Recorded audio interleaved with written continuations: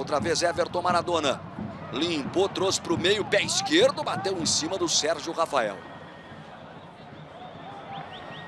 Dominou mal a beça ali o Lucas. Rossini tomou dele, tomou o puxão, seguiu no lance o Rossini, fez cruzamento para a área. Fumagalli! Gol!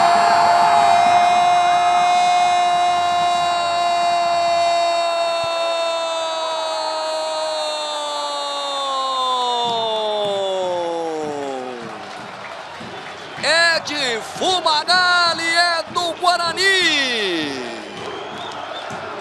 É do ídolo da torcida que grita o nome do Fumagalli. E aí, ó, pode dar pelo menos uns 80% do gol para perseverança, para persistência desse jogador aí, ó.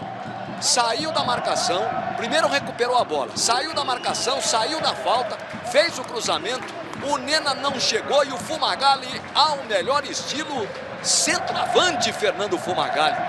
De dentro da pequena área, de chapa de pé direito, escorou para o fundo do gol. Fumagalli, camisa 10. Guarani 1, 0 Duque de Caxias, Renato Leal.